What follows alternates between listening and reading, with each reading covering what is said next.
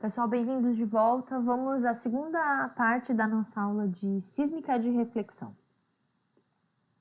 Então, a gente terminou a aula passada falando do empilhamento, né, do stack. A gente faz uma família de tiros CMP, ou seja, a gente amostra muitos dados, o mesmo ponto muitas vezes, e aí a gente soma esses dados para a gente ter um aumento da relação, uma melhora na relação sinal-ruído, ou seja, a intensidade do que é sinal fica muito maior do que a intensidade do que é ruído no nosso dado. Uma vez a gente feito o empilhamento, próximo passo, que já é um passo de pós-processamento, que é feito depois do dado já todo coletado em laboratório, deve ser a filtragem.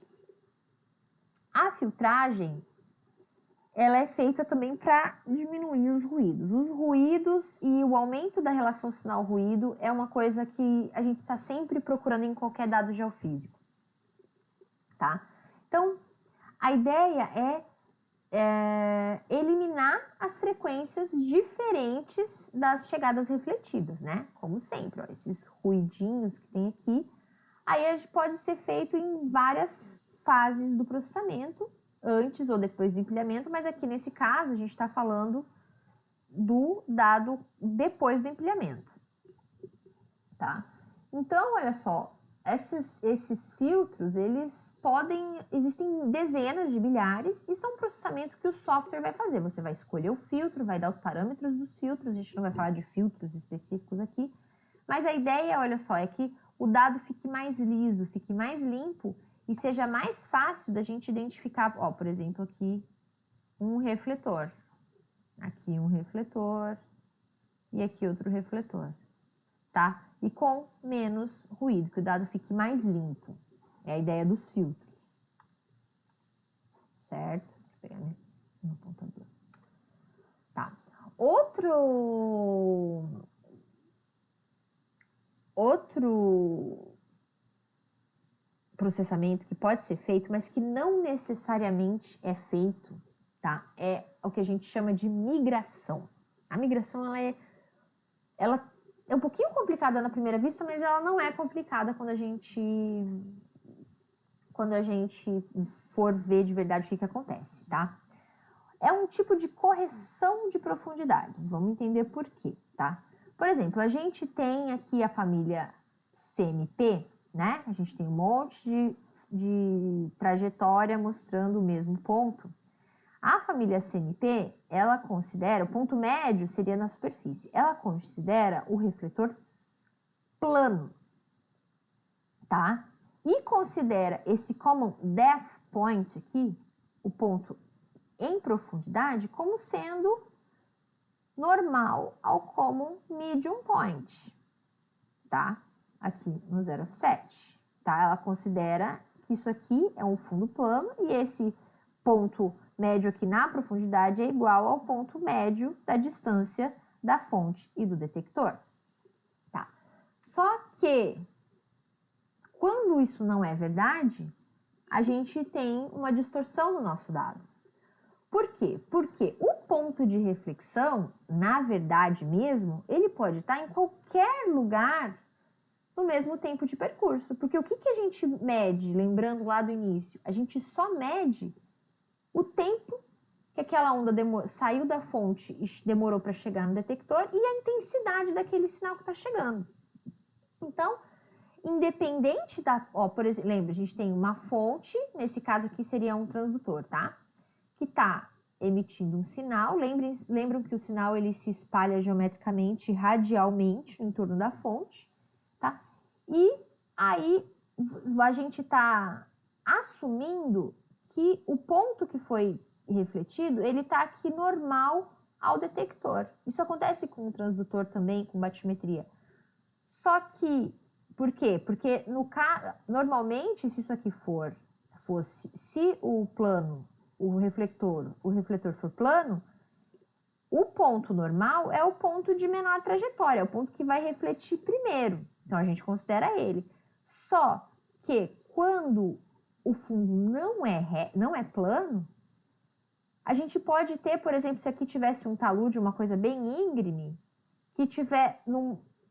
Pode ser que esse ponto aqui seja o ponto de reflexão real, na lateral, e não esse ponto normal, tá? Então, qualquer reflexão em toda essa linha aqui dessa frente de onda, ela vai levar o mesmo tempo. Então, você não tem como saber exatamente de onde veio a reflexão, se o fundo não for realmente plano, tá? Qualquer lugar aqui que refletir nessa frente aqui, vai ter o mesmo tempo de reflexão desse ponto normal. Então, a gente não tem como saber de onde vem a reflexão. E isso pode gerar distorções no nosso registro, né? E aí, então, o que se faz? Mais um exemplo. Quando o refletor está inclinado, existe a superfície que vai ser mapeada, ela vai ficar deslocada da sua posição real, tá? Então, a superfície refletora está aqui, ó, lateralmente ao nosso detector. A gente está considerando um transdutor aqui, uma fonte detector. Ela vai estar aqui, ela é mais funda, só que a gente está considerando que ela está normal embaixo do nosso transdutor, da nossa fonte aqui, nesse caso. Então, olha só, a superfície que vai estar no registro vai ser essa superfície aqui, mais rasa do que a realidade. Vocês entenderam esse problema? Porque se a gente considera sempre que o sinal está sendo refletido na posição normal aqui, e o fundo ele é inclinado, isso aqui não é uma realidade. E aí a posição desse refletor vai ser representada no lugar errado. E aí tá. E aí? Tem esse problema seríssimo. E o que se faz? E aí existe esse processo que é o processo de migração, que é a correção desse problema todo aí, tá? De quando a superfície do registro fica deslocada da superfície refletora. Como é que isso é feito? Isso foi observado já há muito tempo, muito antes da informatização de todo o processo de processamento de dados. Isso era feito à mão. Tá, beleza, mas como assim feito à mão? Tá? O que se fazia? Aqui, por exemplo, olha só, a gente tem os traços os traços originais sem migração, tá? Como só com a reflexãozinha, tá? E aí, onde que é traçada a superfície? É na primeira quebra, quando começa a ondinha, ó, aqui no início da ondinha, na primeira quebra, quando chega o sinal no detector, é onde é considerado a superfície, tá? Então, o que se fazia? Pegava um compasso, e aí colocava aqui no primeiro traço, abria o compasso aqui no primeiro traço, bem na posição da superfície, e fazia aqui um semicírculo. Aí tu ia para o traço seguinte e fazia a mesma coisa, ó, ficou um pouquinho mais raso, né? E diferente a posição, traçava outro semicírculo. E assim se ia traçando semicírculos no compasso de cada traço sísmico, tá? E aí, quando você fazia, ó, em muitos traços, existe aqui, ó, uma reta que todos os semicírculos eles acabam se encontrando e os encontros formam uma reta. A posição dessas retas aqui é a posição real do refletor, tá? Então, ó, o refletor ele estava sendo marcado aqui, só que a posição real é aqui embaixo. E essa posição aqui de baixo, ela coincide onde todos esses semicírculos que a gente fez com o compasso se encontram. Essa linha que se forma aqui embaixo. Tá? Então, aqui tá a diferença, ó, onde era marcado e onde era a realidade. Essa é a diferença. Tá? Só que hoje em dia não se faz mais isso. Esse processo é todo computadorizado, né? E existem, acho que, vários algoritmos já para fazer isso, mas essa é a ideia. Que se resolva isso aqui. Tá? Quando que a migração quando faz diferença? Quando que aparece, você percebe que precisa de migração? Porque a migração, lembrem que a gente está falando de milhões de traços sísmicos no levantamento. Milhões ou bilhões de traços sísmicos no levantamento. Então, mesmo atualmente, ele é um processo computacional extremamente dispendioso. Então, demora muito tempo. Então, só se faz quando realmente faz diferença. O que acontece? Quando a gente tem feições assim sinclinais, um buraquinho, esses buraquinhos, por conta da questão das inclinações, eles tendem a aparecer com essa carinha de gravata borboleta, assim. É isso aqui que aparece no registro. Ou quando a gente tem esses buraquinhos, ou, por exemplo, quando são dutos, que é para cima, que é o oposto, são feições anticlinais, um duto em cima, ele também aparece com essa feição de gravata borboleta. E para corrigir isso aqui, é preciso aplicar a migração. Né? Aqui tem o dado original com essas gravatinhas borboletas, e aqui embaixo são as múltiplas. Mas aqui, tem uma gravata borboleta aqui, uma pequena aqui e uma maior aqui. E o dado migrado, que são uns canais.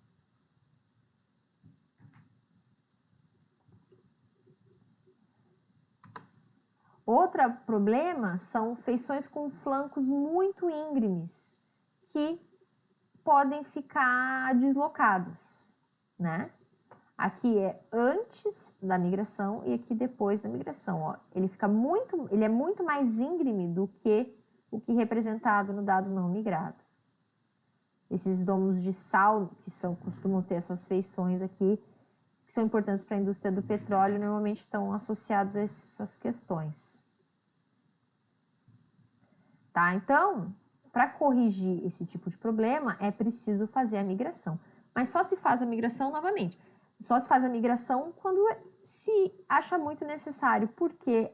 Porque a migração é muito dispendiosa, demora muito tempo para fazer. Então, não necessariamente, se não for preciso, não faz. Né? Aqui está dito que é parte imprescindível do processamento, mas eu já conversei com isso com outras pessoas e não é. Não é tão imprescindível assim. A não ser que você esteja interessado nessas feiçõezinhas aqui, em conhecer esses canais, paleocanais e tal, vamos fazer a migração. Mas, por exemplo, quando aparece na superfície relacionada a dutos, se você só está interessado na posição daquele duto, saber se o duto está lá, bom, tem a gravata borboleta, está lá o duto, não preciso fazer migração. Né? Então, era feito à mão, como eu já falei, tem um custo computacional super alto, né? E então, o que se faz para diminuir esse custo computacional? Se faz já na seção empilhada, muitas vezes. Por quê? Porque na seção empilhada, tu já somou um monte de traço e tem muito menos traço para tratar. Mas isso causa um prejuízinho ali na tua qualidade do dado. Mas fica muito mais leve o processo. Primeiro empilha, depois faz a migração. Bom, e aí o último assunto que a gente vai falar agora sobre, ainda relacionado à reflexão, é a resolução, tá? Que é a capacidade de reconhecer os refletores, certo? Aqui a gente tem um esqueminha.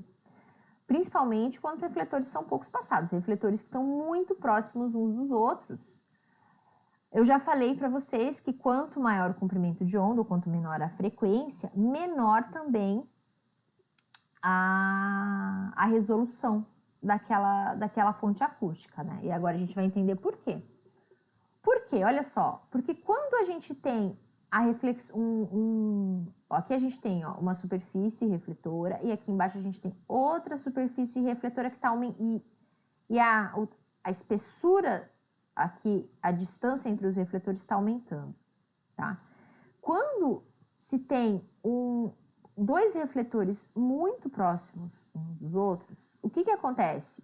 A reflexão de um e a reflexão do de baixo, esses dois sinais, eles acabam tendo uma interferência entre eles, tá? Porque as ondas, elas acabam se deslocando muito próximas umas das outras e elas acabam se somando. E se isso for muito próximo, muito pequeno, essa interferência faz com que tipo, essa onda se some e só chega praticamente uma onda, só chega uma reflexão no nosso receptor, tá? Então, ó, aqui tem mais ou menos a partir de 1/4 do comprimento de onda, tá? Quando for menor que 1/4 de um comprimento de onda, a reflexão aqui desses dois refletores, a nossa ondinha, elas vão se somar à crista relacionada a essa reflexão e a essa reflexão. E o meu detector lá vai ver só uma ondinha maior e não vai perceber que tem esses dois detectores.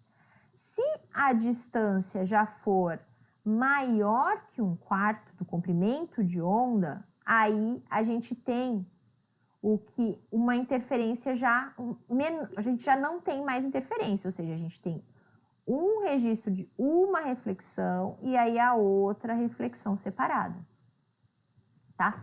Então, a máxima resolução, ó, aqui está entre 1/4 e 1/8, mas é para cima de 1/4, tá? Mais que 1/4 do comprimento de onda é o que a gente considera uma distância entre refletores que aquela onda vai conseguir detectar, certo? Por isso, quanto menor o comprimento de onda, menores distâncias ele vai conseguir resolver, a gente gosta de falar, né? Então, se ele vai conseguir, quanto menor a distância ele vai conseguir, se eu quiser reconhecer camadas que estão muito próximas entre si, eu tenho que usar uma onda que tenha um comprimento menor, ou seja, uma onda que tenha uma frequência maior. Só que vocês já aprenderam lá atrás que ondas de frequência maior são atenuadas primeiro. Então, é muito comum o que a gente tem no início do registro, se a gente tiver uma fonte daquelas impulsivas que lançam um espectro de frequências, né? A gente tem maior resolução no início do registro, por quê? Porque a gente ainda tem aquelas ondas de frequência maior, e aí, só que essas ondas vão sendo atenuadas e só as ondas de frequência menor, de comprimento de onda maior, é que vão conseguir alcançar as partes mais profundas. Então, a gente vai perdendo resolução ao longo do nosso registro. Aqui tem um exercíciozinho aqui para vocês, só que se vocês quisessem tentar, que a gente tem, olha só, a frequência dominante de 50 Hz, uma velocidade de propagação de 2 km por segundo, qual o comprimento de onda e qual seria a resolução vertical, a camada mínima, vamos considerar aqui 1/4, a camada 1/4 do comprimento de onda, a espessura da camada que a gente já conseguiu enxergar, certo? Isso foi a resolução vertical, ela depende do comprimento, da relação entre o comprimento de onda que a gente está usando e as espessuras das camadas que a gente quer resolver, né? Então, se a gente quer resolver camadas muito, muito estreitas, a gente precisa de frequências maiores que têm comprimentos de onda menor. Então, muito do que se desenvolve hoje em sísmica de reflexão é tentar melhorar isso, tentar tentar arrumar maneiras de conseguir mais resolução com mais penetração no substrato. Tentar dar a volta nesse problema. Tá? Então, as ondas sísmicas profundas tendem a ter baixa frequência dominante, porque as altas frequências são absorvidas primeiro e a resolução vertical, então, vai diminuindo com a profundidade de alcance desse pulso acústico, né? E aí, a resolução horizontal depende de duas coisas, tá? Primeiro, da do espaçamento dos detectores, né? A resolução horizontal, tá? Então, eu tenho metade do espaçamento dos detectores, ó, aqui a gente consegue entender por quê. Eu tenho um ponto aqui, e aí eu tenho um ponto aqui, esse aqui, um ponto registrado por um detector, outro ponto registrado por outro detector. A distância em profundidade, pensando aqui no refletor plano, né, é metade da distância entre detectores. Então, essa aqui é a minha resolução horizontal, tá? Então, a gente não pode ter detectores longe demais uns dos outros, senão a gente não consegue resolver a geologia. Se tiver uma variação grande aqui, se os detectores estiverem muito longe, você vai perder informação. Então, os detectores eles têm que estar o mais próximo possível uns dos outros. Tá? E existe uma questão da resolução horizontal também, que é a zona de Fresnel, que é o limite máximo de resolução. Não adianta você colocar os receptores mais próximos que isso, que não vai melhorar a sua resolução horizontal. E essa resolução, ela está relacionada com a profundidade e com o comprimento de onda. Tá? Aqui está a equaçãozinha. O que é essa zona de Fresnel? A gente lembram que a fonte ela manda um pulso e esse pulso acústico ele vai se propagar radialmente em todas as direções, né? E aí esse pulso ele vai ter uma zona de imageamento ali do fundo. Vai ter uma região de imageamento que ela vai ouvir e ele vai entender o primeiro pulso que retornar para o detector. Essa zona de imageamento toda aqui é o que a gente chama de zona de Fresnel. Então, não adianta eu colocar receptores em uma distância menor do que essa. E para calcular isso, a gente tem que saber a qual profundidade, porque quanto mais profundo, maior a zona de Fresnel. Então, menor a resolução, né? Maior uma área, ele está mostrando de uma vez. E também varia com o comprimento de onda.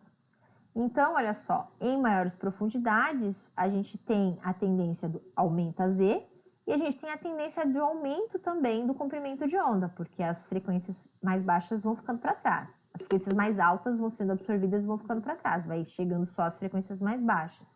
Então, tanto o comprimento de onda quanto a profundidade aumentam e aí a zona de Fresnel também aumenta, tá? Então, é preciso fazer esse cálculo antes de calcular esse espaçamento aqui, porque aquele lá é o limite. Esse aqui é o limite de resolução horizontal. Certo? Então, aqui a gente termina essa nossa parte de teoria ainda sobre reflexão. E a próxima aula a gente vai ter uma aulinha sobre interpretação dos dados de sísmica, que aí a gente já vai estar trabalhando sobre a seção sísmica em si, né? Já o dado processado e pós-processado, filtrado, tudo bonitinho. Vamos ver como é que o que a gente faz com aquele monte de refletor, com aquelas linhas. Até lá, qualquer dúvida, não se acanhe em postar no fórum.